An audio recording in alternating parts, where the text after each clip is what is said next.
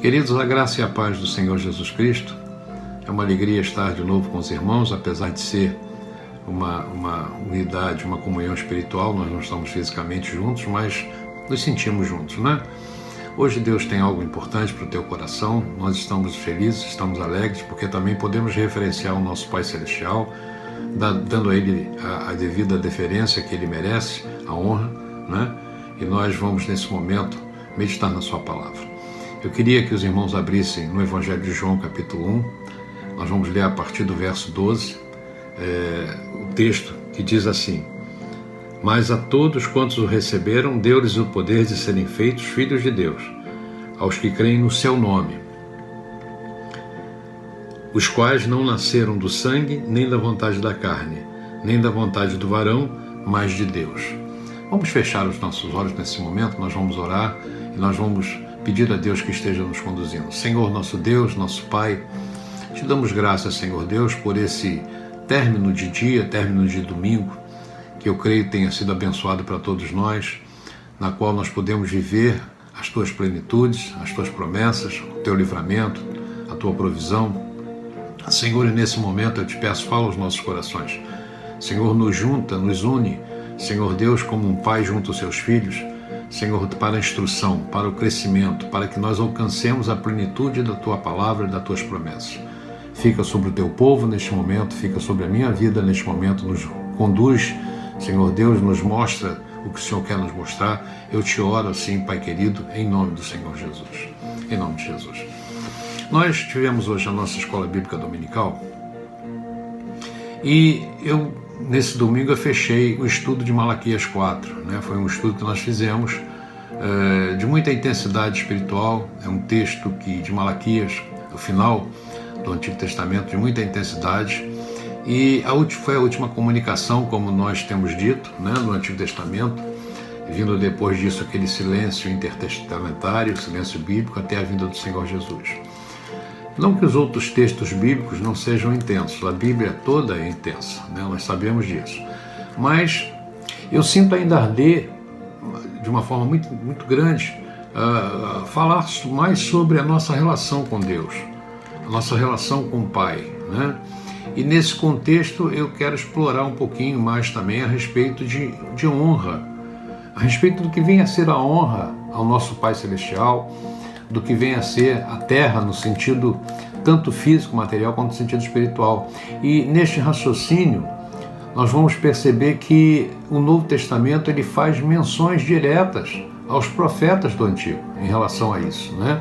Quando eu digo aos profetas, eu me refiro também, logicamente, a Deus, porque Deus usava os profetas, Deus falava por eles, né? Houve um momento em que no Novo Testamento as repetições dos princípios de Deus, elas acontecem de forma muito intensa, né?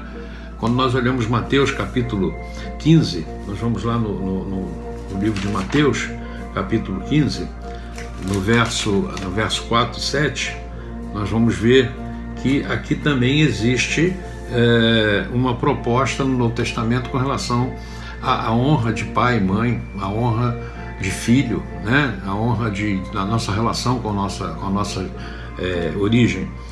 Diz assim no Mateus capítulo 15, no verso 4, porque Deus ordenou dizendo, honra teu pai e tua mãe, né? Quem maldisser ao pai ou à mãe, que morra de morte. Mas vós dizeis, qualquer que disser ao pai ou à mãe, é oferta ao Senhor, o que poderias aproveitar de mim? Esse não precisa honrar nem a seu pai e nem a sua mãe. E assim validastes pela vossa tradição o mandamento de Deus. Hipócritas, bem profetizou Isaías a vosso respeito, dizendo, este povo honra-me com os meus lábios, mas o seu coração está longe de mim. Nós vemos aqui, na verdade, um texto em que Jesus ele tem um confronto com os fariseus, e isso acontecia de forma muito constante, né, no ministério de Jesus. Por quê?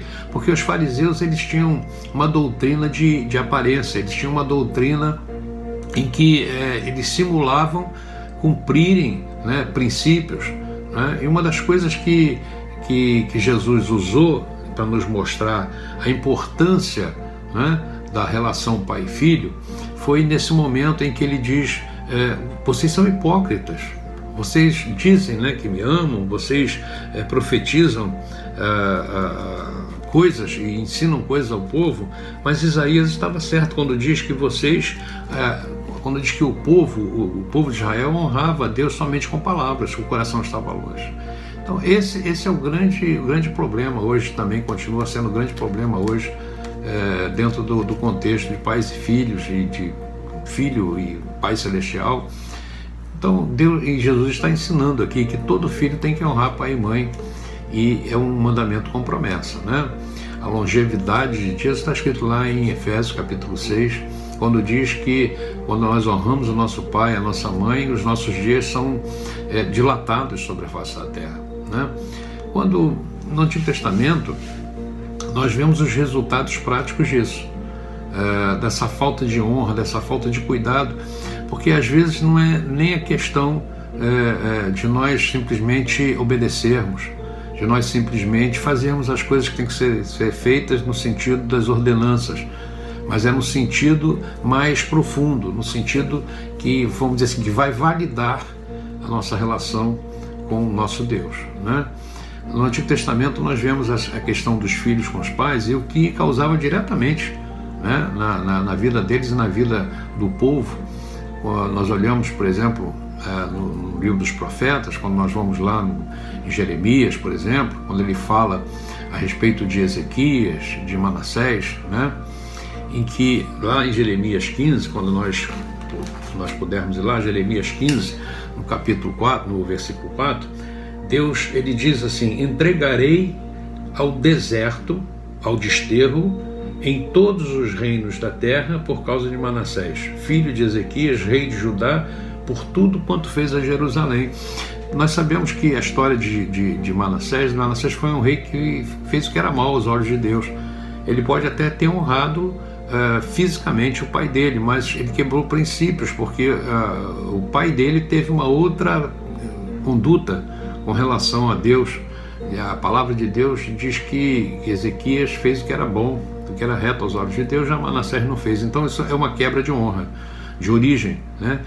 É uma quebra de geração, né? Deus, ele fica realmente uma ojeriza, né, a Deus quando existe essa quebra de honra com relação à sua origem, com relação às suas tradições paternas, né? E nós vemos lá no Antigo Testamento que o juízo de Deus era uma constante sobre Israel, porque eles faziam o que era mal aos olhos de Deus, né? E o juízo vinha de imediato, né? Vinha as derrotas, o exílio, a escravidão, a fome. E aqui nós podemos ver bem esse aspecto de pai, de filho e de terra. No Antigo Testamento acontecia a nível de solo, né? Hoje acontece a nível espiritual, as mesmas coisas.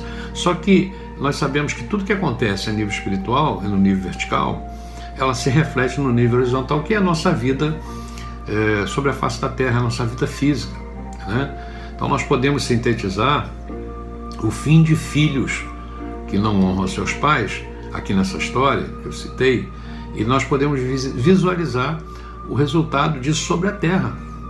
Quando lá Deus, ele diz lá, entregá-los-ei ao desterro, em todos os reinos da terra, entregá-los-ei por causa do que Manassés estava fazendo, por causa do que Manassés fez, né? Entregá-los-ei à escravidão, à fome, à secura, enfim, a todas as coisas que são ruins. Nós sabemos, isso acontece de uma forma muito clara hoje, né? Pessoas que estão constantemente sob julgo, pessoas que estão constantemente sofrendo uma série de intempéries, contratempos, barreiras, desgosto, de frustração. Então é a mesma coisa. E nós vemos que lá no Antigo Testamento, o enfoque que eu quero dar é que a honra é a importância que nós devemos dar à nossa origem.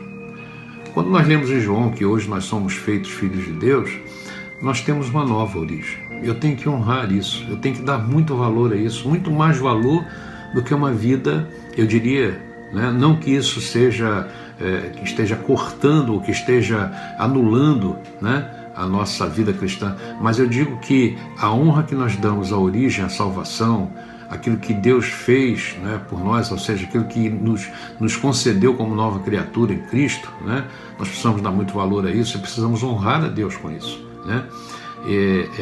Uma pessoa, quando preza isso, né, a origem, principalmente sendo agora a origem de filhos de Deus, vai dar a Deus a honra que lhe é merecida. Obviamente isso não exclui o pai biológico, né? Muito pelo contrário, fortalece o princípio da honra. No princípio tem um verbo, no hebraico, melhor dizendo, tem um verbo que chama-se kabod, né? Esse kabod tem um aspecto de honra, ele tem muitos significados. Kabod, ele foi utilizado quando os filhos de Eli, que eram maus, né, por causa das suas transgressões, sofreram diretamente o juízo, sofreram diretamente os resultados da quebra de princípios de honra, porque eles eram sacerdotes, porque o pai deles, Eli, era sumo sacerdote. Isso é uma referência para a nossa vida. Jesus é o nosso sumo sacerdote, então nós somos sacerdotes. E quando os filhos de Eli quebraram essa honra, esse princípio, eles tiveram toda a dimensão, né, das suas vidas totalmente conturbada, né? Eles foram mortos, eles sofreram derrotas, né? Eles partiram com guerra com os filisteus, perderam a guerra. A mulher de um deles deu à luz a um filho no meio dessa turbulência, né? E colocou o nome do filho de Icabô, ou seja, foi-se a glória de Deus, porque a dimensão da vida deles foi terrível. É um retrato muito rico do que a falta de honra dos filhos aos pais pode trazer. Os filhos de Eli, eles não seguiram em nada, né, aquilo que estava na palavra, aquilo que estava nas escrituras, né? E eu entendo que não existe nenhum lugar na Bíblia que nós vemos um motivo para que eles fossem o que foram, né, fizessem o que fizeram, porque até mesmo Eli, nós sabemos que teve um sacerdócio fraco. Apesar disso, né, nós vemos que ele criou Samuel. Samuel foi um terceiro filho, mesmo que seja adotivo. Ana entregou Samuel para Eli ainda pequenininho, desmamado, né? E Samuel, ele teve uma atitude diferente dos outros filhos, né? Samuel, ele cresce aos pés de Eli, ele recebe ensinamentos de Eli e ele se torna um grande profeta. Ou seja, Samuel, ele fez exatamente o contrário, né, do que Finéias, do que o outro irmão. Ele honra a Eli, ele honra o pai. À luz dos ensinamentos de Eli, nós vemos a honra de Samuel, né, dada a criação que Eli estava fazendo sobre ele, né? E agora nós vemos que o ministério de Eli também ele declina, né? Porque o coração dele não se converteu aos filhos também. A conversão do coração do pai ao filho também significa um acerto, né? Significa uma correção, e muitas vezes nós precisamos corrigir isso como pais e precisamos corrigir aspectos como filhos. Nós temos visto isso na escola bíblica dominical. Então, é obrigação expressa de todo filho honrar seu pai. A honra devida ao pai é simplesmente por ele ser pai, né? Mas não deve ser uma honra aparente, né? De obediência, de submissão aparente. Deve ser uma honra. Eu já ministrei uma vez sobre obediência e submissão, obediência, vamos dizer assim, plena, e obediência aparente, né? Absoluta e relativa, né? Às vezes nós obedecemos relativamente, né? Às vezes nós obedecemos porque é autoridade, a Bíblia diz que é autoridade, nós devemos obedecer a autoridade e obedecer, mas lá no coração está ao contrário, lá no coração está o inverso, e é justamente isso que corrói, é justamente isso que traz realmente a insuficiência, né, da plenitude de bênçãos na vida do homem. O difícil hoje, né, que eu sinto assim uma dificuldade grande, é fazer muitas vezes com que as pessoas entendam princípios, né, de Deus, e que esses princípios não anulam ou não foram anulados nem por Jesus nem por Paulo nas suas cartas paulinas, apesar de Jesus dizer antes era assim, agora é assim, né? Então isso não acontece. A lei ela deve ser cumprida, tem que ser cumprida por nós. Continua devendo ser cumprida por nós, mas não da forma como era cumprida no Antigo Testamento. Hoje a lei, ela deve ser cumprida por nós na base do amor, né? Quando eu amo a Deus, eu amo o meu próximo e cumpro a lei. Então o cumprimento da lei, ela não me traz nem salvação nem justificação, mas o fato de eu ser salvo e justificado por Cristo me dá poder para em amor cumprir a lei, né? Então a lei, ela é apenas como um professor para nós, de onde nós tiramos ensinamentos morais, ensinamentos espirituais para a nossa vida, né? E nós sabemos que os dias são maus, nós vemos aí as pessoas sendo influenciadas por forças malignas. O Deus deste século tem cegado muito o entendimento de muitos, afastado muitos da presença do Pai Celestial. E quando isso acontece, né, nós não vamos conseguir desfrutar das bênçãos do nosso Pai Celestial. Isso é determinado lá desde o Antigo Testamento. Se atentamente escutares a minha voz e andares nos meus caminhos, eis que do céu te abençoarei, né? E serás bem-aventurado na face da terra. Então é condicional nós estarmos honrando ao nosso Pai Celestial. Mas precisamos fazer isso com interesse de coração. Quando eu me lembro, assim, de uma forma, eu quero assim fazer menção a 3 parábolas que está em Lucas 15. Quando nós olhamos a palavra de Deus, nós vemos ali, vamos abrir aqui em Lucas, já vou deixar aberto aqui, Mateus, vamos ver Lucas aqui, Lucas 15.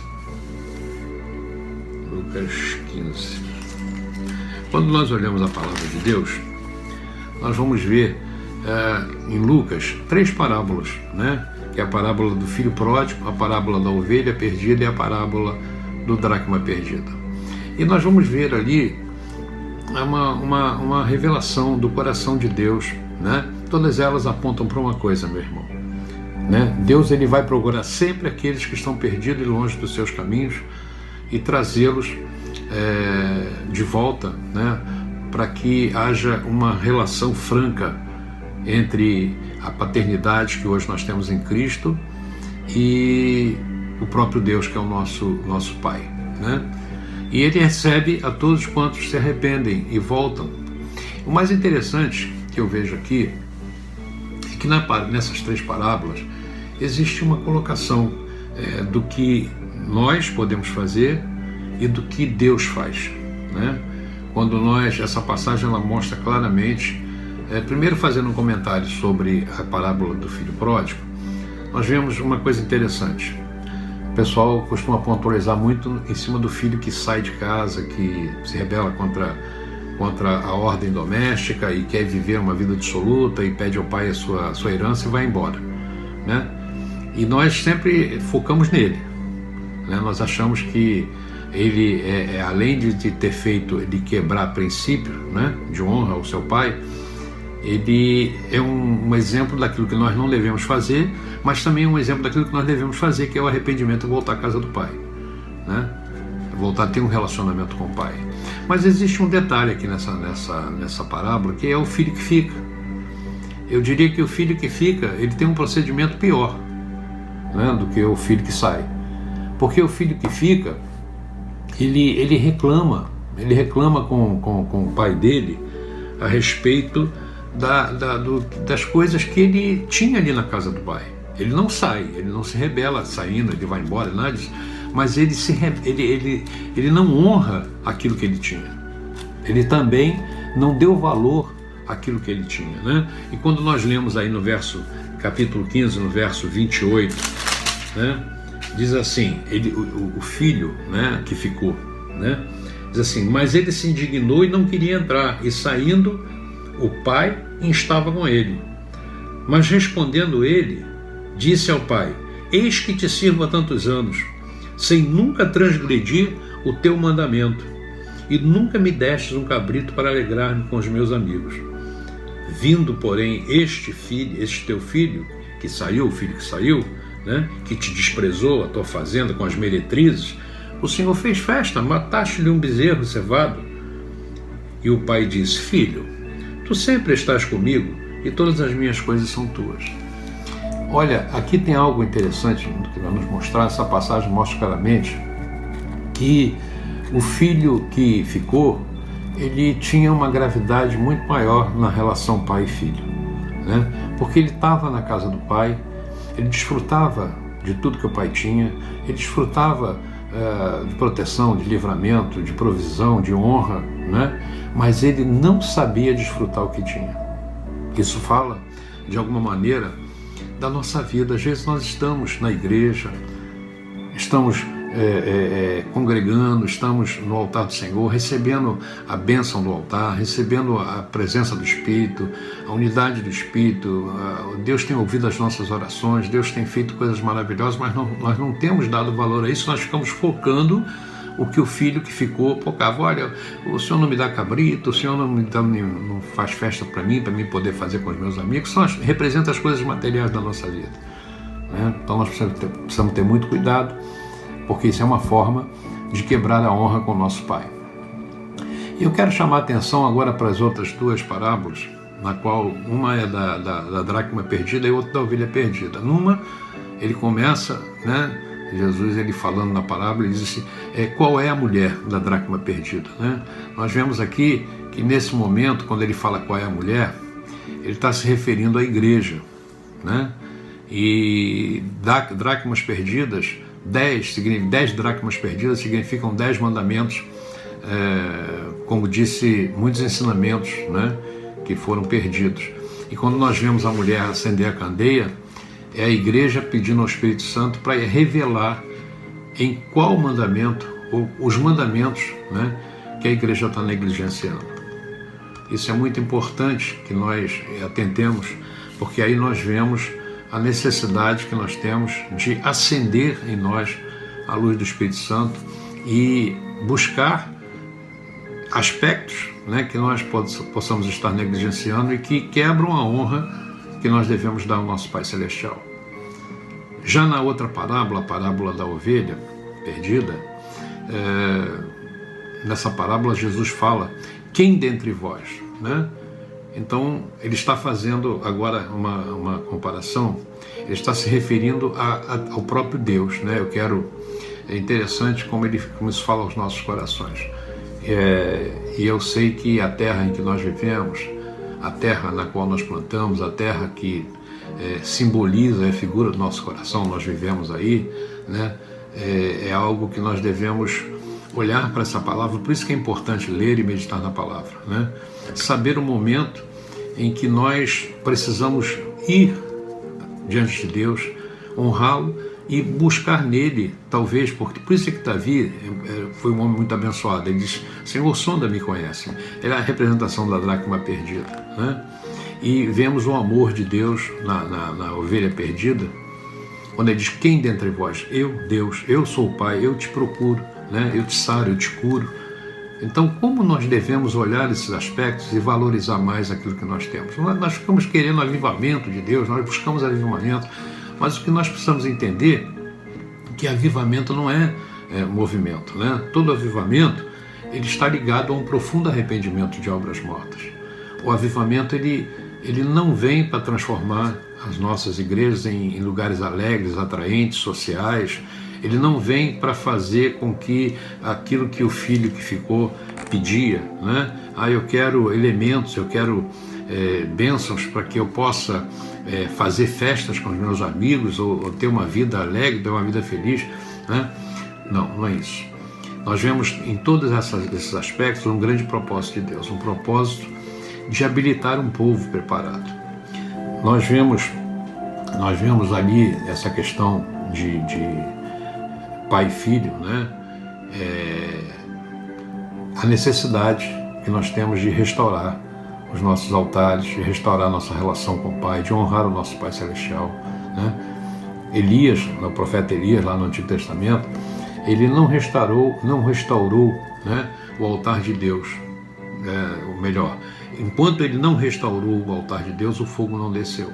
Nós vemos isso lá relatado em 1 Reis, né, quando nós olhamos lá, se não me engano, capítulo 18, nós vemos que ele ajuntou 12 pedras, aquilo tem um significado, representa as 12 tribos, os 12 filhos de Israel, as 12 famílias. Então é preciso que nós, para que o fogo do Senhor desça sobre as nossas vidas, no sentido de efetuar, de executar sobre nós as suas bênçãos, as suas promessas, né? Nós precisamos reunir o nosso entendimento de honra familiar, de honra paternal, de honra a Deus.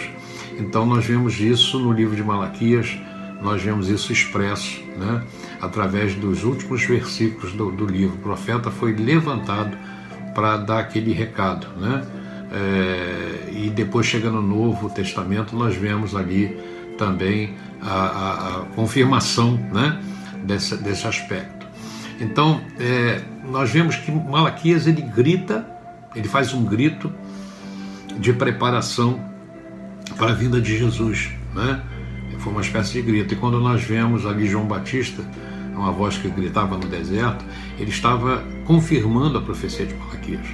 João Batista, o anjo, né, do Senhor, disse a respeito dele lá em Lucas capítulo 1, diz que ele iria diante do Senhor, né, como um espírito no poder de Elias, né, para converter o coração dos pais aos filhos e converter os desobedientes à prudência dos justos e habilitar para o Senhor um povo preparado, né? E isso quer dizer que ele seria um homem forte de espírito, né? Que esse homem seria um homem forte de espírito, com grande poder, tal como o profeta Elias.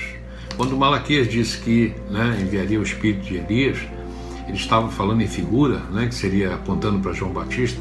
João Batista veio com a unção de Elias, preparando um povo para receber o Senhor Jesus Cristo. E ele poria, né, o coração dos pais de acordo com os dos filhos e dos filhos com os pais, mudando suas mentes, né, fazendo com que também esse entendimento passasse a ser não só no horizontal, mas na vertical, no sentido de nós entendermos que o nosso Pai hoje, através de Cristo, também ele é muito mais do que o Pai biológico, no sentido maior da expressão, digno de toda a honra, né? Então João, ele precede o avivamento da vinda de Cristo, né? A restauração da família é um sinal de que também hoje acontecerá a segunda vinda de Cristo, né? A família é a base da igreja, é a base da sociedade. E hoje nós vivemos dias de desconstrução, né, familiar. Nós vemos também assim isso de uma forma muito direta. Eu estou fazendo menção a muitas passagens, tanto no Novo quanto no Antigo, para a gente entender. Nós vemos nos dias de Noé, nos dias de Malaquias, e a igreja tem a incumbência, né, de vamos dizer, assimilar esses princípios e de ir adiante. Quando nós vemos o derramamento do Espírito Santo, nós vemos que lá em Atos 2, eu sempre digo isso, né, que ali foi inaugurado os dias do fim. Quando o homem nasce, né, ele também inaugura os dias do fim dele na Terra. Ele nasce, ele já começa a morrer, a sua matéria começa a morrer, né?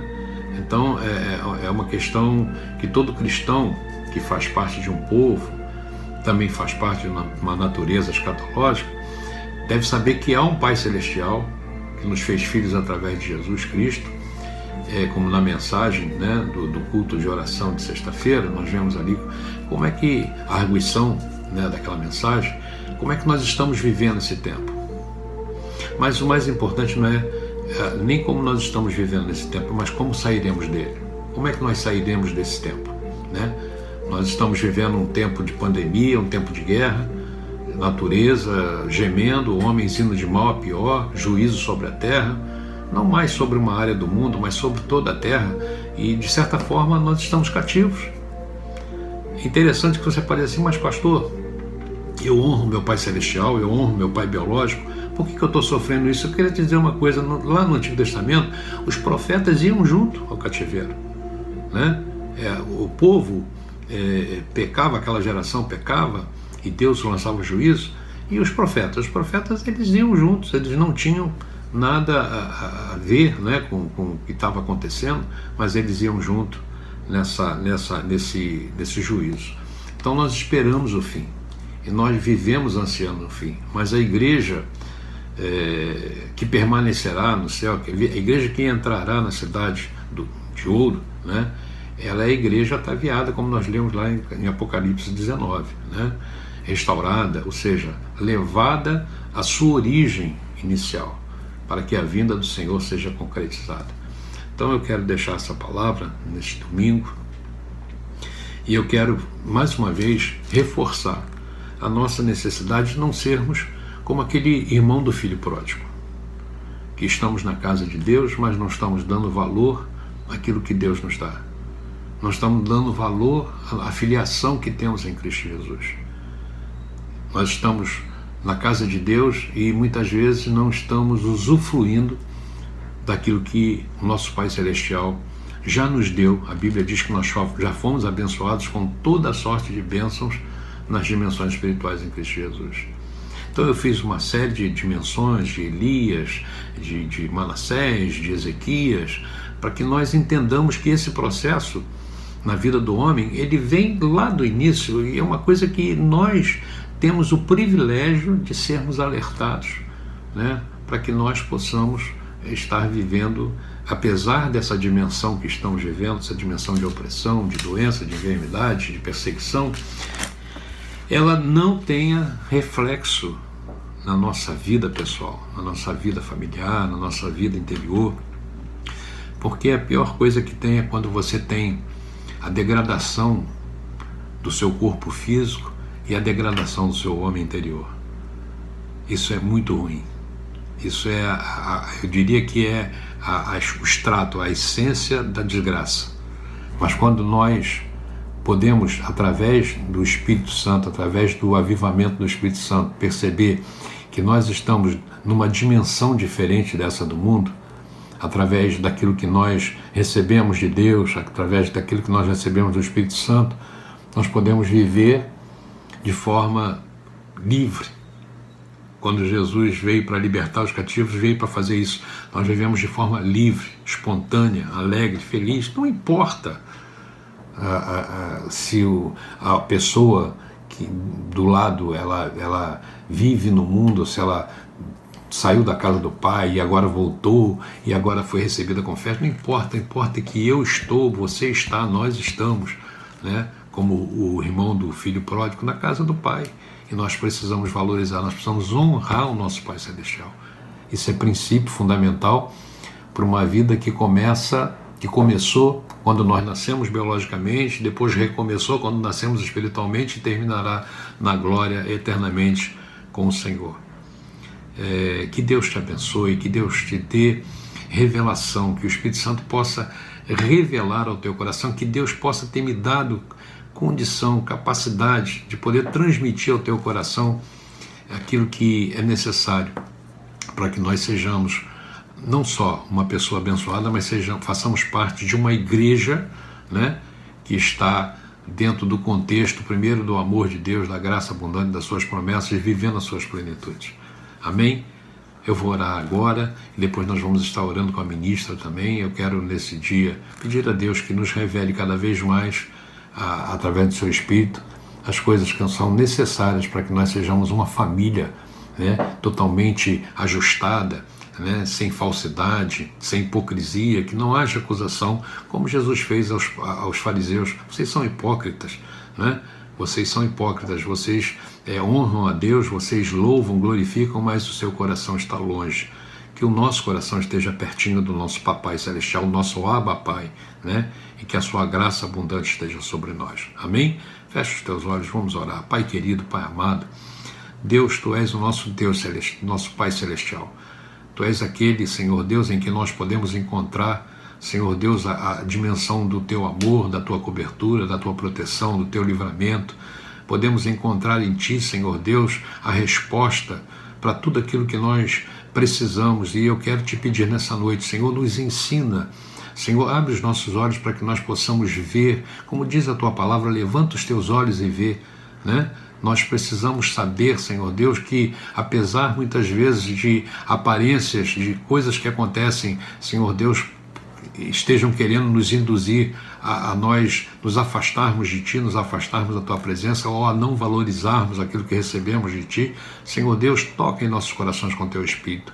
Como a dracma perdida, acende a luz, o candeeiro, Senhor Deus, para que nós possamos ver, Senhor Deus, com determinação e com discernimento, os aspectos em que estamos falhando. Talvez, Senhor Deus, Pai amado, Senhor, uma das dracmas é a primeira que diz, Senhor, amar a Deus sobre todas as coisas, acima de todas as coisas. Talvez essa dracma tenha se perdido ou se perca pela nossa materialidade, pela nossa fraqueza.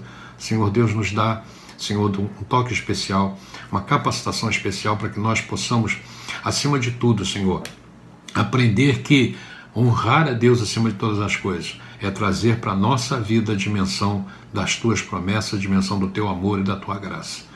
Eu quero nesta noite, Senhor Deus, abençoar a Igreja Batista Nova Aliança. Eu quero, Senhor Deus, nessa noite, abençoar cada família, cada filho, cada pai, Senhor Deus, cada casa. Que seja, Senhor, este princípio estabelecido no coração dos Teus filhos. Senhor Deus, e que nós possamos, Senhor Deus, caminhar na Tua presença, Senhor, desfrutando, Senhor Deus, Pai querido, de tudo que o Senhor nos dá, porque tudo que o Senhor nos dá é bom. Senhor, o Senhor é bom em todo o tempo. Muito obrigado, Senhor Deus, fica conosco. Nos dá a Tua bênção, eu te oro assim em nome de Jesus. Que a graça redentora de nosso Senhor Jesus Cristo, o amor de Deus Pai, que as divinas e as maravilhosas consolações, a comunhão com o Espírito Santo de Deus, esteja sobre a tua vida, meu irmão e minha irmã. Assim eu te abençoo, em o nome do Senhor Jesus Cristo, e que todos digam amém, amém e amém. Amém?